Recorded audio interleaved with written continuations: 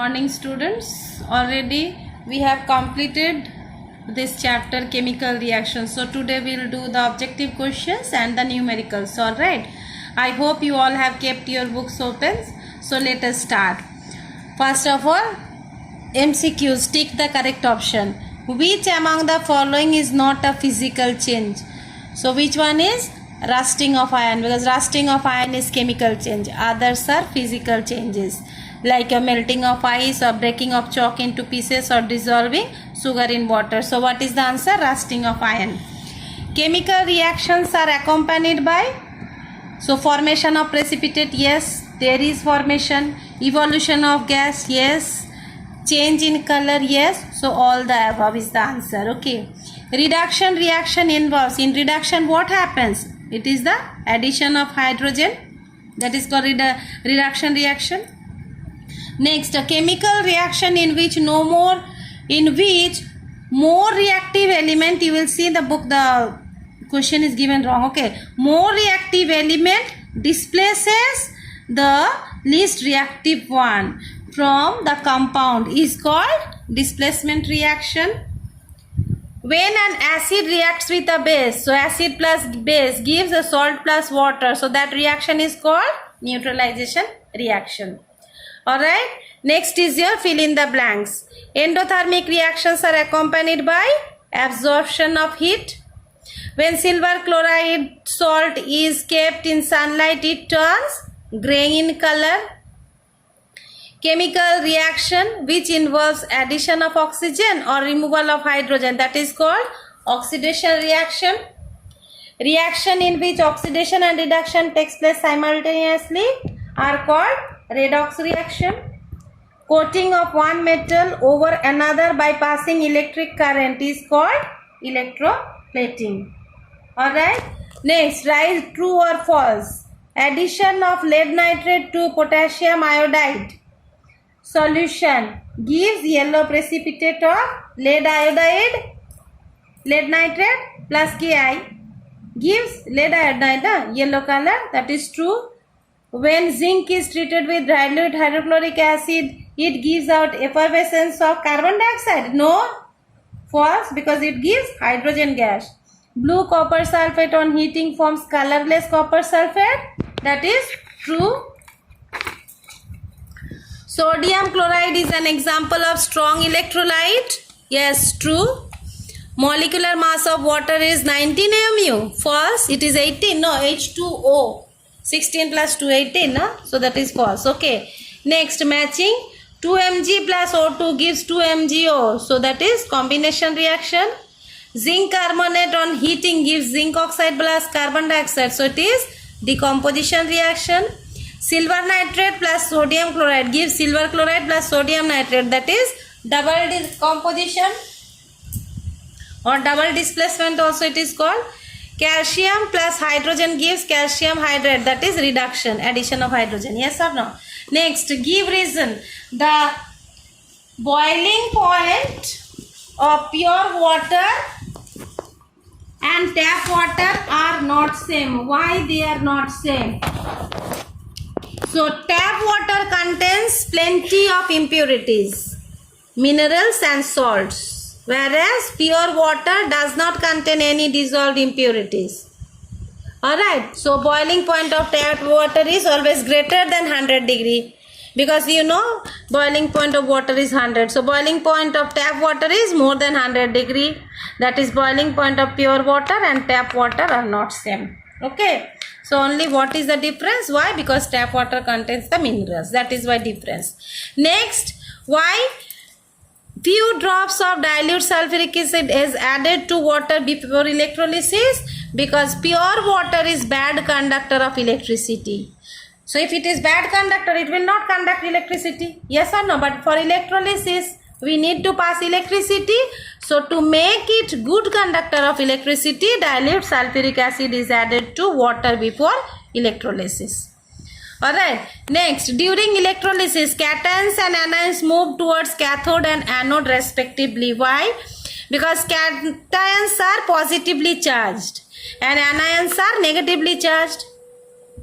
Whereas cathode is negative electrode and anode is positive electrode. So what we know? We know that opposite charges attract each other. So during electrolysis, cations and anions move towards cathode and anode respectively. Alright, next, solid sodium chloride cannot undergo electrolysis. Why? Because the electrostatic force of attraction is very strong in solid sodium chloride.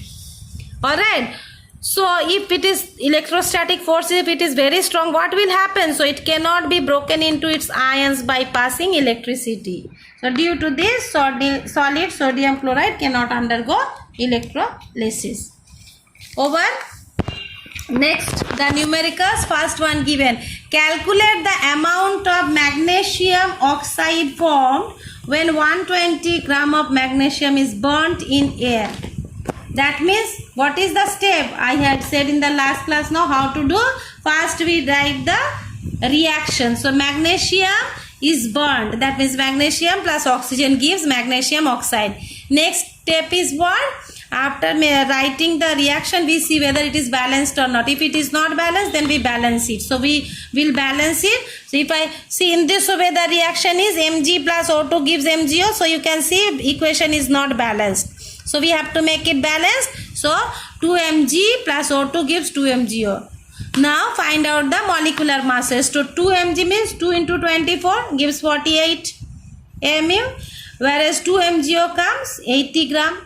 Now use the unitary method. So 48 gram of magnesium burnt to give 48 gram, no. So 48 gram of magnesium burnt to give 80 gram of magnesium oxide. So 1 gram gives 80 by 40. So 120 gram gives 240 gram of MgO.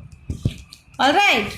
Next, calculate the amount of lime formed when 500 gram of limestone is heated.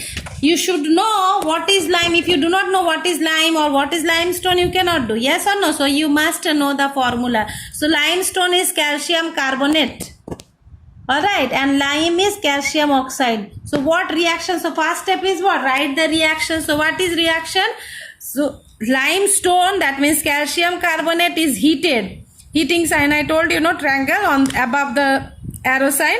So calcium carbonate is heated to give calcium oxide plus carbon dioxide. Now you see whether the reaction is balanced or not. So yes, reaction is balanced, so nothing we have to do. Now find out the molecular masses. So calcium carbonate molecular mass comes 100 gram, calcium oxide comes 56 gram. So as per question, so what is that? 100 gram of, from 100 gram of calcium chloride, how much lime we are getting? 56 gram. So 1 gram limestone forms 56 by 100 gram. So as per question given, 500 gram of limestone forms how much? 56 by 100 into 500, that is 280 gram of lime. Alright. Question number 3. How much chlorine is required to convert 60 gram of calcium into calcium chloride in the following reaction is given. You don't have to write the reaction here. Okay, reaction is given. But question is about between whom? Only between calcium and chlorine. We don't have to see calcium chloride. In the question, nowhere the calcium amount of calcium chloride is not given. What only is given? Only 60 gram of calcium. That means we have to find out the molecular mass of calcium. And we have to see about the chlorine. Alright. So, how much calcium? 40 gram.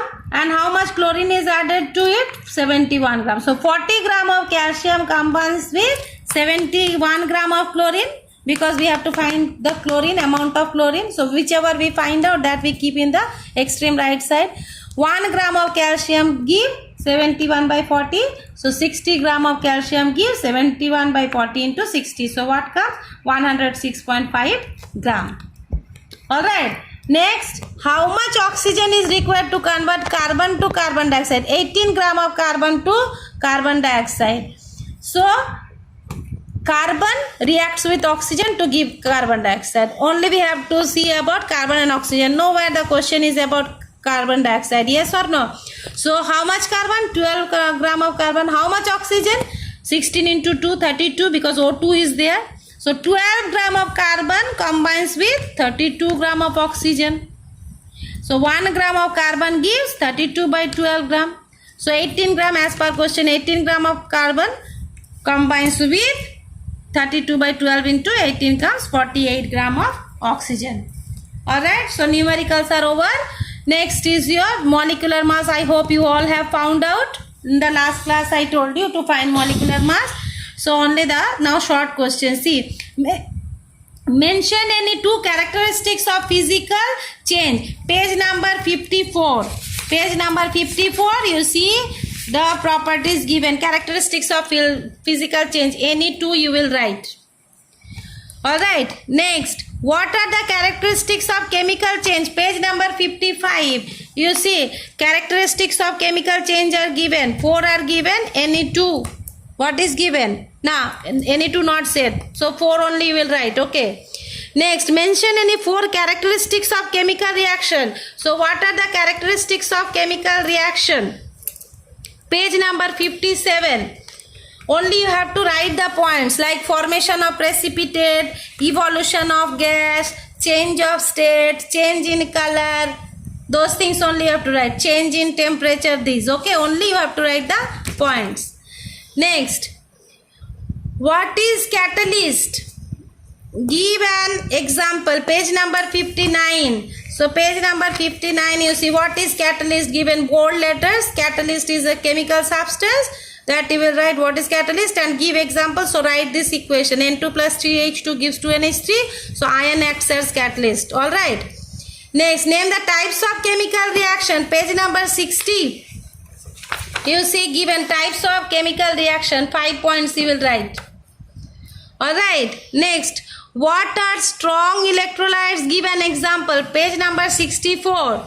So open page number 64. Strong electrolytes given, you see examples also given. One example, so anyone you can write. Sodium chloride, potassium chloride, anything you can write. Okay, bases like sodium hydroxide, whatever. Next, what are weak electrolytes? Give example. Page number 64, you see weak electrolytes given and then examples also given like weak acids or weak bases. They are the weak electrolytes. Alright. Next, name the products formed when water is electrolyzed. So what are the products formed? Hydrogen gas at cathode and oxygen gas at anode. Then what is meant by electroplating? Page number 65. You see page number 65, electroplating is given. Method of coating one metal with another metal by passing electric current is called electroplating. Thank you, class.